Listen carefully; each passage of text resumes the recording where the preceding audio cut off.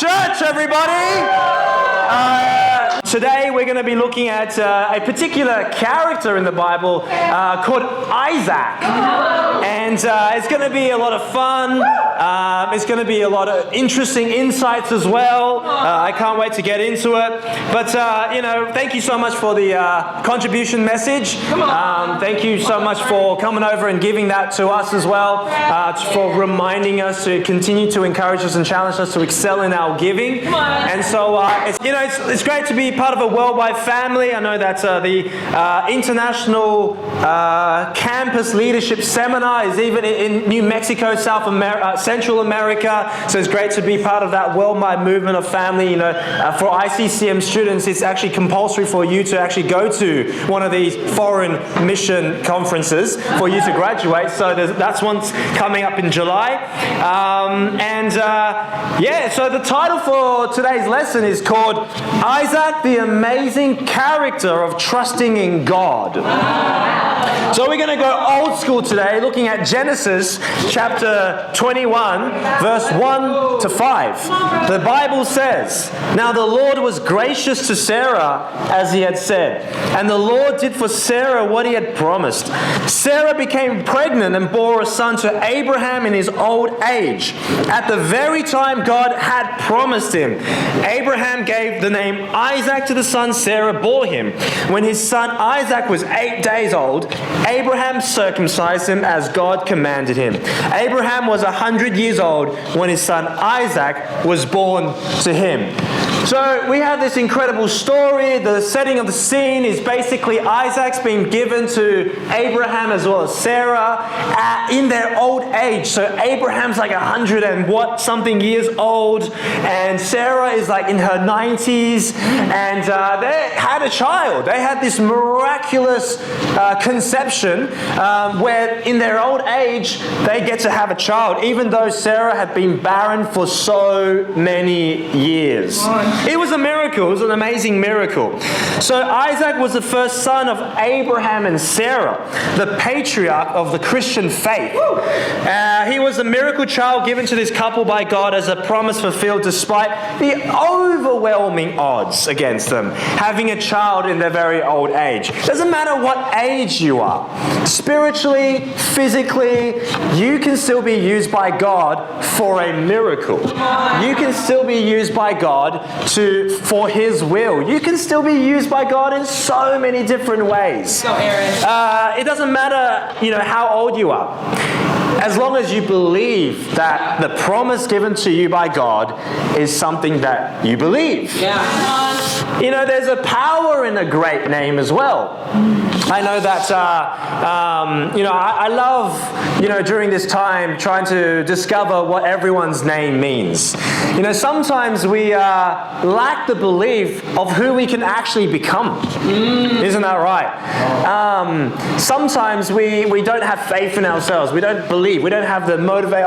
You get a little bit down because a discouragement happened to you this week, or, you lost your job, or this and that happens. Maybe you met someone who was very open to becoming a Christian and then realized that they didn't want to become a Christian. That really turns you off. There's so many discouragements that can happen in your life. Maybe your boss told you off and threatened to basically say you're going to lose your job, and you're like, I don't know what I'm going to do now. Maybe you're expecting a promotion, and a promotion didn't come, and they give you basically minimum, and you're like, I feel like I deserve it. And we get so many discouragements in life, which is why we all need church, we all need Jesus, we all need God, and we need the Bible to give us a bit of good news to really help us to believe. But in the same way that your parents have given you a great name, in the same way God has given you a great name as well. And the name that was given to Isaac was Isaac. Abraham, Sarah was like, we're going to name him Isaac. And he was 8 years old. He got circumcised, and he was a miracle son of these parents. I know that for Fang and I, we love the name Jordan. We gave our son a name Jordan because Jordan's a very sporty name. I was thinking about Justin because justice and righteousness, but it didn't sit well with my family, so I was like, okay, well, what's another good name that starts with J? And then one day, Fang and I were watching, I believe, the movie's called Space Jam. That's right, Space Jam. And we were like, it just came to me. It's like Michael Jordan. That's right, I named him Jordan. And it just came to us. It's like it's a very sporty name, and we believe that Jordan's going to do great things in sports, and he's becoming more and more active and active. He's a handful actually sometimes. But we've had my wife is pregnant again, and we've decided to name her Celine because heavenly. It actually means heavenly. And it was one day I was watching X Factor, and there was a little Chinese girl that went up on stage, and her name was Celine, and she sung like an angel. I was like, it gave me a lot of vision for like, I would love a daughter like that. And I prayed for it. I was like, God, it would be great if that could happen, and God gave it to us. It was quite unexpected as well, though. I remember when I was praying for children before we had our first child, and I was like, God, give us twins. I was inspired by my mentor who prayed for twins, and he received twins, even though there's no twins in any of his family. And it was a miracle by God. I was like, yeah, it would be really cool to have twins. And then I thought about it a little bit more, and I'm like, oh, maybe not. It's going to be very, very difficult. And so I was like, maybe not, maybe not God. But then he gives us Irish twins, which is 2 kids in 2 years. God has a sense of humor sometimes. But it's great, we gave her name Celine and gave our son named Jordan. What does your name mean? I proceeded to look at some of your names. So did you guys know that Ricky actually means powerful and peaceful ruler or leader? Powerful leader. Okay. Leader of a church one day. Did you know that Rufaro actually means happiness and elation? We're going to see Rufaro like elated, these coming few days. He's going to be elated, all right? Some great names, like Fang. Fang actually means flower in Chinese. And I want to lift her up because when she was, she's going to be embarrassed for me to share this, but when she was in America, someone gave her the name Tiffany because she liked the name Tiffany. She liked the Tiffany blue color, and but everyone started to call her Tiffany because no one could actually pronounce her name Fang, F-A-N-G. It's like Fang, Fing, Fang, whatever. But when I met her, she was like, no, call me Fang. I don't want to be called Tiffany. And I was like, I actually really, really value that because she's like, she doesn't care about what other people think of what her name is, even though it sounds funny, Fang. It sounds a bit weird. But she was like, no, this is who I am. This is who I am. A beautiful flower, and beautiful flower. She's even wearing a dress that has beautiful flowers on it. But and she's very, very beautiful. Sorry for being short with you this morning. But your name means something. Nixon means victory of the people. Victory of the people. And we know that he's going to get baptized, and it's going to really very much feel a victory of the people, you know what I mean?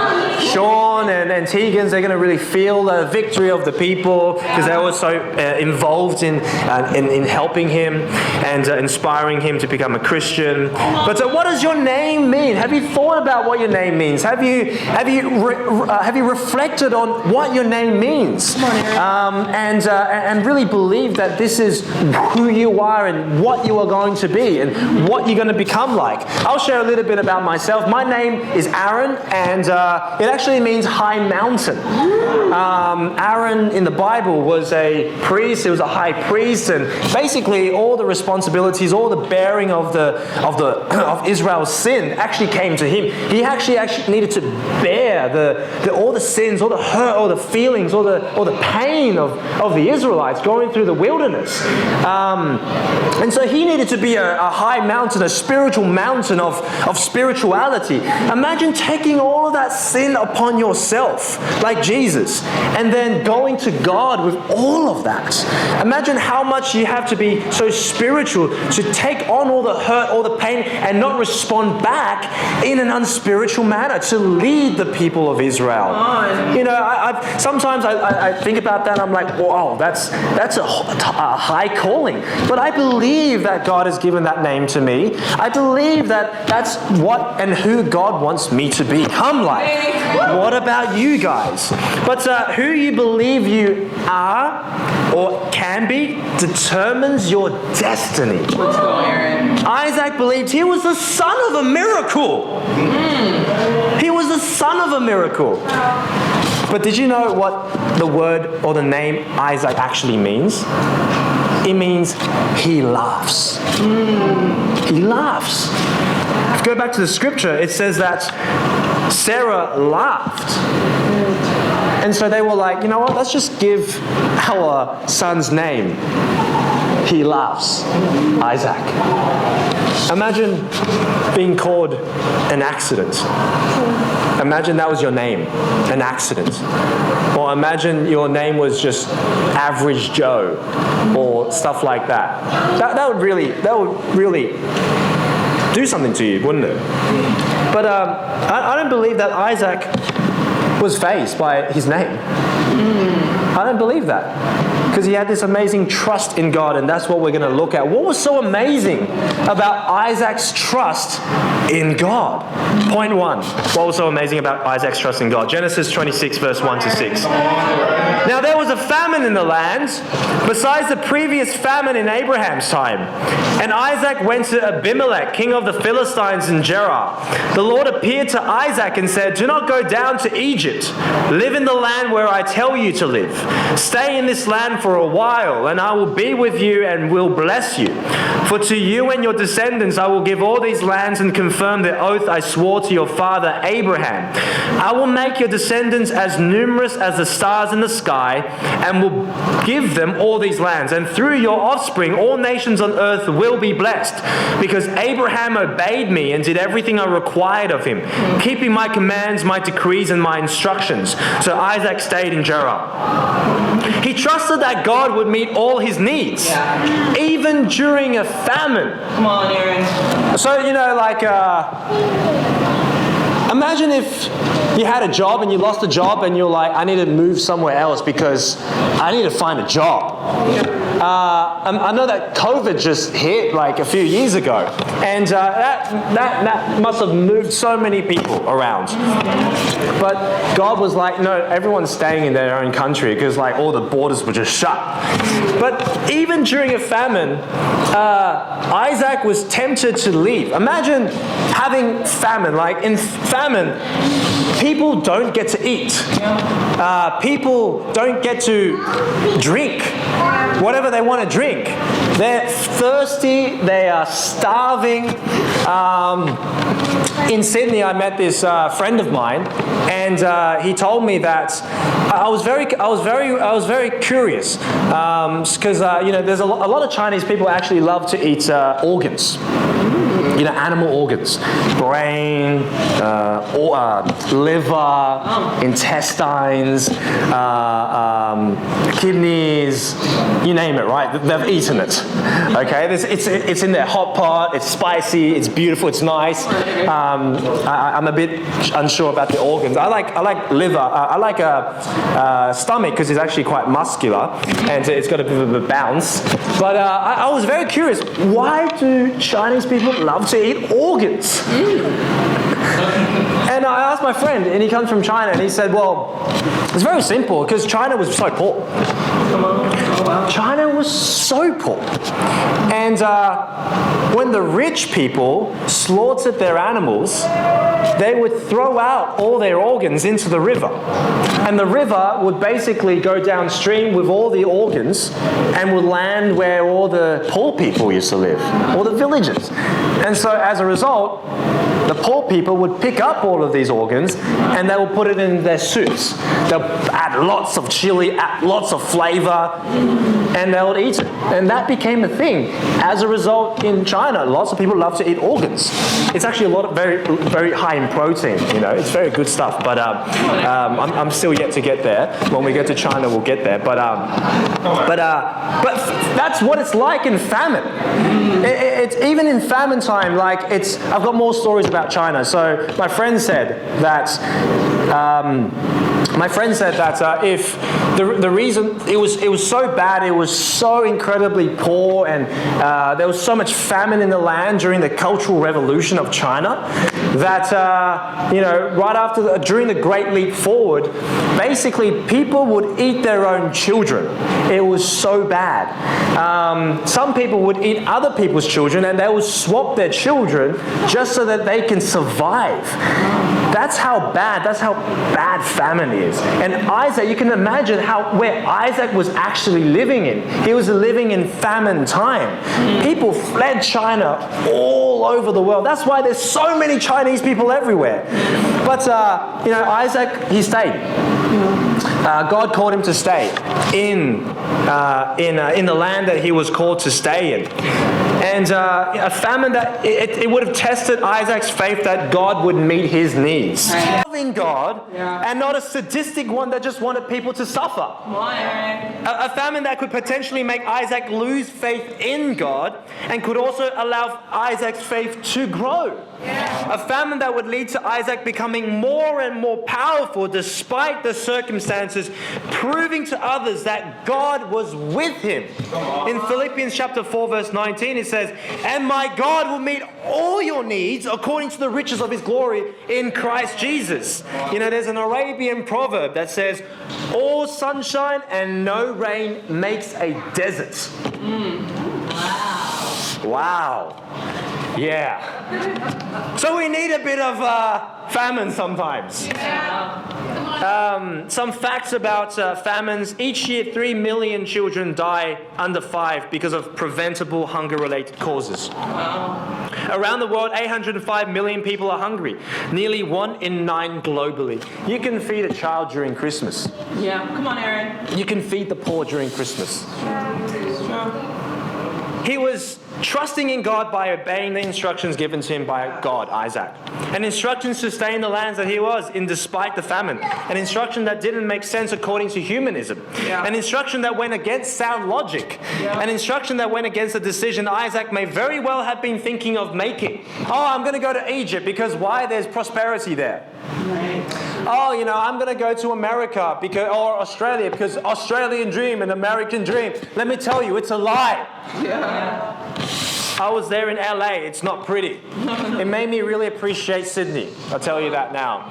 I was listening to the radio, and I think a Kiwi or an Islander was saying on the radio, you got to go and you gotta go and visit different places around the world. You got to go and travel. Why? Because it makes you appreciate New Zealand a lot more. Yeah. Amen. Ricky, he wants to go to Sydney, but we've got to appreciate what we have so much more. When there is a temptation to go somewhere else that you think that could meet your needs, when in fact God's like, stay right here. I'm going to meet your needs.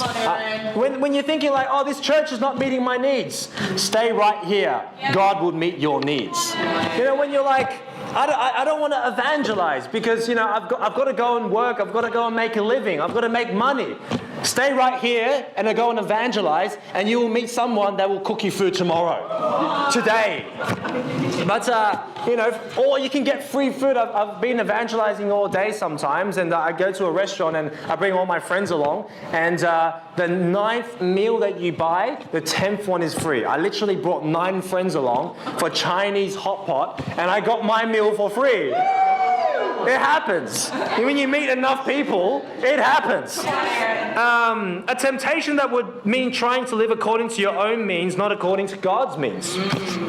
A temptation to control your own life rather than letting God control yours. A temptation to believe that God will not carry out his promise. One that would mean distrusting in his deliverance and therefore proving him to be a liar. Wow. If you don't trust God, it's like you're thinking he's a liar. Because you read the scriptures and I don't believe it because God's a liar.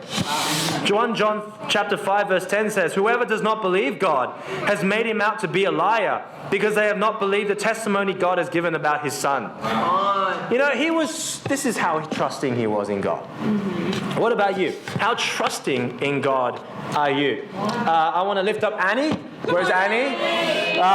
Great job with making the decision. We are so proud of you and we can't wait to see you blossom. I know that's a few days ago when she was still trying to make a decision. I was like, you know, just go on YouTube and just watch some motivational videos. Sometimes that really works. You know, when you just try something to help you to make the decision. You know, because God can meet your needs. A lot of things can meet your needs, you know. But this is how trusting Isaac was, and Annie is truly making a decision to trust God with everything that she is putting her life into. There's so many ways that Isaac has continued to trust God, not just during a famine, but in subpoint B, point 1, as the notes say, it's been sent out to the church. He trusted that God would fulfill his promises. Come on, Aaron. Right? A promise that was given to his parents. Oh, this was very interesting. So imagine, being called he laughs, right? And you know, being told that you were born to a miraculous way.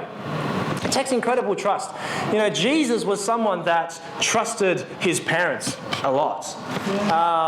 Jesus was basically, you know, he was born as a miraculous conception, right? Yeah. And but how did Jesus actually come to the belief that he was the Son of God? As a baby, you don't know anything. You know how he got it? It's because his mum and dad told him he was the Son of God. Wow. The prophecy went to Mary and Joseph through Simeon and through, I believe, the prophet Anna. And they believed it. They was like, oh wow, my son is literally going to be he's going to be the Son of God. And so he grew up, all these scriptures and all these different people telling him, you're going to be the Son of God. You're not going to be. You are the Son of God. You are the Son of God. You are the Son of God. Sometimes we just really need to be reminded, you are the Son of God. You are the daughter of God. You are the daughter of God and you are the Son of God. And sometimes we just go through that and we're like, wow, like I'm going through so much discouragement and I'm like, I feel like I want to give up. No, don't give up. Come on. Keep going on and on and on and on. I appreciate my time with Tyrone yesterday. Come on, Tyrone. Man, you know, I was praying for Tyrone this morning and the quote came to me. It comes from Rocky. It's not about how hard you hit, but about how hard you can get hit and still keep going. Yeah. Tyrone, I love you, bro. You're awesome. But, you know, it's Isaac, Genesis chapter 25:21, Isaac prayed to the Lord on behalf of his wife because she was childless. The Lord answered his prayer and his wife, Rebecca, became pregnant. The exact same thing that happened to Abraham and Sarah happened to his wife, Rebecca. Wow. Rebecca was barren. Rebecca needed a miracle. So what did Isaac do? He prayed. He was like, God, unbarren my wife. And she became pregnant. Come on. Just like that. Where did that faith come from? From her parents.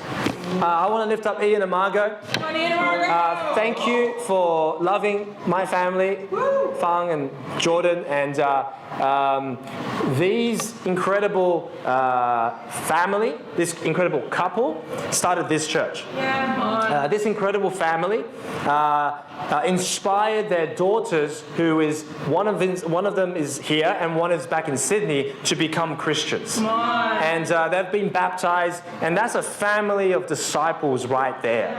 You know, sometimes it does take a number of years, you know, but if you stay faithful, and everyone stays faithful, then miracles happen. Miracles happen. He had so much trust in God. But point 2 and point 3, we're going to look at some sort of like practicals and scriptures about how we can actually trust God more. So it's going to go into a bit more of a teaching mode at this point of time. But point 2, we're going to skip a few things just to move on a little bit quicker. But how does God feel about trusting in Him? Wow. God feels loved. God feels so loved when you trust Him. 1 Corinthians chapter 13 verse 4 to 8 says, love is patient, love is kind, it does not envy, it does not boast, it is not proud, it does not dishonor others, it is not self-seeking, it is not easily angered, it keeps no record of wrongs. Love does not delight in evil, but rejoices with the truth. It always protects, always trusts, always hopes, always perseveres. Love never fails. So love always trusts. God isn't an AI robot in the sky that doesn't have feelings. He has feelings.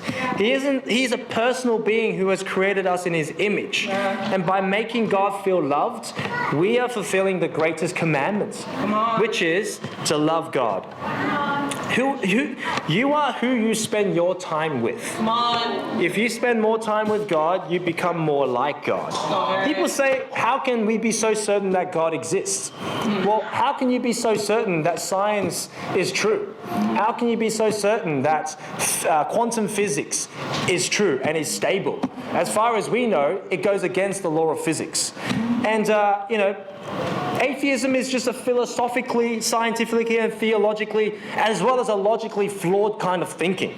It's a thinking flaw it's a flawed thinking to believe that God doesn't exist. Can you possibly know that God doesn't exist? No. You are like a speck in the whole entire universe. If there is a God and God is outside time, why would God restrict Himself in time? He would be outside of time. And if He wanted you to be outside time with it, with him, with her, whatever, okay, then He can do that. He, she, or it can do that. God can do that. Which means that there is a heaven and a hell.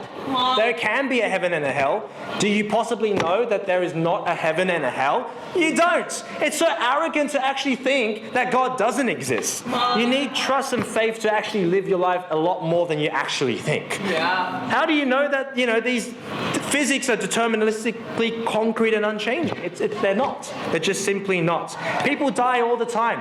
Death is certain. Yeah. As much as life is uncertain, death is certain. Yeah. And sickness is certain. Yeah. Health or a lack of health is certain. Everyone's going to die. You're going to die. Everyone's going to die.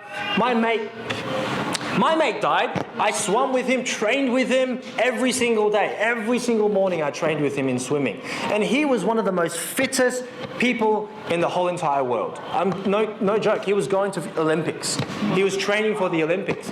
We called him, he's got six-pack, obviously, eight-pack, okay? He's even got a backpack on his back that looked like he's got a backpack. But he was so fit. One day, he had no health issues, but one day he came out of training. He was walking on the way to the bathroom, and all of a sudden he just collapsed. He just died, and it was so terrible news when I heard it. I couldn't believe it. But anyone can die. This week actually, I was on the news, and there was a 17-year-old high school boy from Carlingford, Sydney, who was mowed down by a car by a 90-year-old woman. She didn't know what she was doing. She lost control of the car, and she literally mowed him down with his friends watching him die. It was so terrible. And now they have, all these kids now have to face death of their friend. Death can happen to anybody. I was at Countdown the other day, and I was trying to put my pram back into the car, and this old man with this Mercedes came this close to touching my feet. Wow. Like I was putting the pram here, and he came right here. I look back, I'm like, excuse me. Funny. I was afraid of my legs. And he was like, Okay. He walked out of the car and he's like, oh, so sorry, so close. He was getting older and he was an older gentleman, but anything can happen. You can walk out of this hall and all of a sudden something happens and you just fall off like that. Anything can happen. You need to do something quick. How can you say never? Never say never. Another story for you. Like there was this Christian in LA, one of our friends, and he had an auntie who was about 94 years old who was suffering from pancreatic cancer, and she only had a few weeks to live. She never believed in God. She never believed in God. One day she called Fang and I to study the Bible with her in Cantonese because that was the only language she can speak. Fang studied the Bible with her and she got baptized. Never say never. If you don't believe in God, you can believe in God. But it's all about trusting in God. God feels loved and motivated.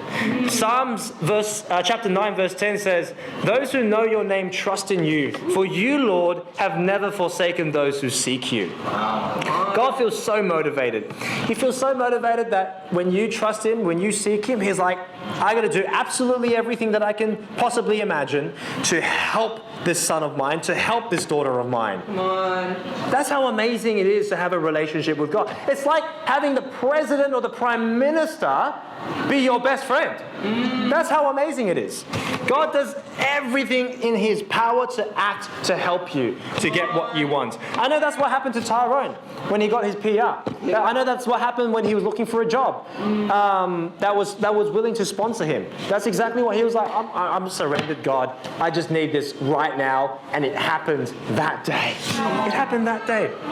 But it's about trusting in God and letting go and being surrendered to the will of God. Yeah. I think about Christians as people that are on roller coasters. There's only two types of people on roller coasters. One person is the one that goes, woo! And the other person is the one that straps on for dear life. Yeah. That's what it is. Which one are you? Are you the one that goes, whoa, jump out of the aeroplane, woo, if I die today, I die today? Or you're in China and someone puts a gun to your head, it's like, renounce your faith. Kill me, make my day. Yeah. I want to go to heaven anyway. Wow. What kind of Christian are you? Do you want to be like that? If not, why not? And I think about a racing car. Imagine 2 minutes. Imagine racing car, right? Imagine your favorite car. For me, it's the Bugatti Veyron. Yeah. Or the Pagani Zonda. Okay? Whatever. It could be a BMW or a Mercedes or a little Honda Jazz. We've got a little Honda Jazz driving it around. I drive it like I stole it. It's really fun. Okay, whoops. But so it's like a racing car. It's like a racing car. It's like you're on a what is it called? Airstrip, and you're doing, what Top Gear does. Okay, the stick driving. Okay, you got the point. All right. Imagine if you're driving, but it's super foggy and super misty, super rainy, and it's just terrible condition. You literally cannot see more than 2 feet in front, and you don't know the course as well. So you drive like 2 meters and you crash. You drive 2 meters and you crash. But you're like, I want to use this car so badly. It's my favorite car. It's so fast. I want to use its maximum potential to go 200 kilometers per hour, whatever. And you keep crashing. That's what it's like to be a non-Christian. It's like you don't know the course of life. Have you ever lived your full potential? No, you don't. Come on, Aaron. But the person that becomes a Christian and goes, all right, whatever, God's in control, I trust God wholeheartedly and completely, is the man that allows God to drive. Yeah, come on. And you're the passenger. And you're basically like, God, take me on the most amazing ride possibly. And because He knows the course, He knows, He controls the weather conditions, yeah. He's like, I'm going to take you on a ride, baby. Oh yeah, I designed this car.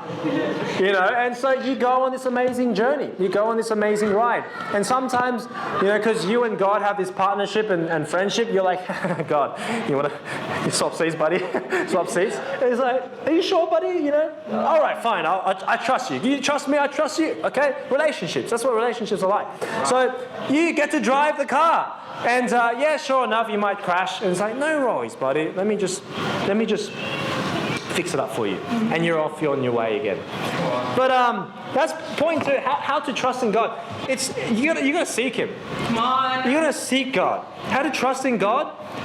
Well, just remember that you're in a relationship with God and He wants to feel loved just as much as you do. Come on. All right, so in conclusion, guys, we've been looking at Isaac and how to trust God. Isaac was an amazing man that trusted God wholeheartedly. What was so amazing about Isaac's trusting God? Well, Isaac, despite the name that he has, he laughs. Okay, I'm sure everyone would have given him some stick at public school, high school, right? And he was like, no, whatever. I have the faith that my mum and dad have. They have the faith of miracles. They have the faith of miracles, and I'm going to have the faith of miracles as well, because God is with me. And point 2, how does God feel about trusting in Him? God feels so motivated. God feels so loved, and He just wants you to seek Him. Come on, Aaron. But in conclusion, guys, I have this poem for everyone. When we walk with the Lord in the light of His word, what a glory He sheds on our way. While we do His good will, He abides with us still, and with all who will trust and obey. Trust and obey, for there's no other way to be happy in Jesus but to trust and obey. Not a shadow can rise, not a cloud in the skies, but His smile quickly drives it away. Not a doubt or a fear, not a sigh or a tear can abide while we trust and obey. Not a burden we bear, not a sorrow we share, but our toil we doth richly repay. Not a grief or a loss, not a frown or a cross, but is blessed if we trust and obey. And to God be all the glory.